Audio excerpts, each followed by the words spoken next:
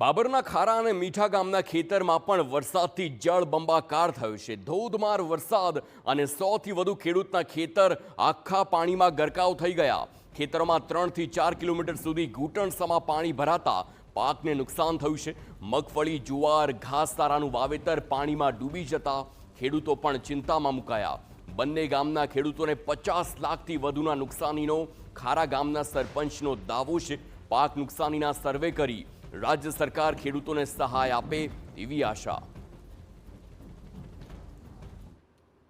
અમારે હાલત અત્યારે વરસાદ 2 દિવસથી ચાલુ છે ત્યાંથી બહુ જ ખરાબ છે। આ તમે જોઈ શકો છો અમારા ખેતરો છે 2 કિલોમીટરથી 2 કિલોમીટર 2.5 કિલોમીટર લંબાઈ અને 2 કિલોમીટર પહોળાઈ જેટલામાં પાણી ભરેલું છે। આશરે 100 જેટલા ખેડૂતો આવેલા છે। કઈ રીતનું નુકસાન છે? કયું વાવેતર કરેલું છે? આમાં મગફળી, જુવાર અને બસ એરંડા તો કોકે જ વાયેલા હતા। કેટલું નુકસાન હશે આ ગામને? ગામને નુકસાન તો આશરે 50 લાખનો છે। અમારા મોઘા મૂળના બિયારણ વાવલ છે, મગફળી છે, ભાઈ જુવાર વાવલ છે, બધી કિંમતી બધી અમૂલ્ય વાવલ હતી, બધી પાણીના બેટમાં ફેરવાઈ ગયા છે। અને સરકાર શ્રીને વિનંતી કરે કે તાત્કાલિક સર્વે કરાવે અને ખેડૂતોને જે વળતર લાવે તાત્કાલિક વળતર આપે। બંને ગામોમાં કેટલું પાણી ભરાયેલું છે? બંને ગામોમાં 6 થી 7 કિલોમીટરની અંતરે પાણી ભરેલું છે લંબાઈમાં, અને આડો ગણો તો 3 કિલોમીટરની અંતરમાં પાણી ભરેલું છે। તો આ પ્રકારે ધોધમાર વરસાદ અને 100થી વધુ ખેડૂતોના ખેતર જે પ્રકારે પાણીમાં ગરકાવ છે, અહીં ખેતર નહીં માત્ર પાણી જોવા મળી રહ્યું છે। અને એટલે જે ચિંતાનો વિષય બને છે કે કારણ કે આ પાણીનો નિકાલ ક્યારે થશે અને મૂળ વાત કે ખેતીના પાકનું નુકસાન છે।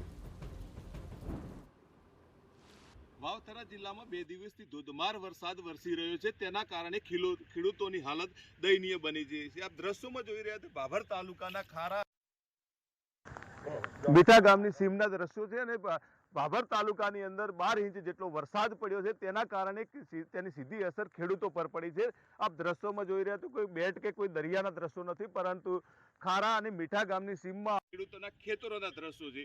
આ ખેતરોની અંદર પાણી ફરી વળતો મોંઘા ભાવના ખાતર, બિયારણ અને ડીઝલનો ખર્ચો કરીને વાવેતર કરેલા મગફળી, કપાસ, એરંડા સહિતનો પાક છે તે પાણીમાં ડૂબી ગયો છે, અને પાણીમાં ડૂબવાની સાથે જ ખેડૂતોને રાતા પાણી રડવાનો વારો આવ્યો છે। જે વરસાદ પડ્યો છે તેની સીધી અસર ખેડૂતો ઉપર જોવા મળી રહી છે। ઘૂંટણસમા પાણી છે, તેના કારણે ખેડૂતોની હાલત દયનીય બની છે। ખેડૂતો માત્ર ને માત્ર ભગવાન સામે લડી શકતા નથી, પરંતુ સરકાર સાથે આશા રાખીને બેઠા છે કે સરકાર તેમનો સર્વે કરાવે અને ખેડૂતોને વળતર આપે। દિનેશ ઠાકોર, TV9 વાવથરા।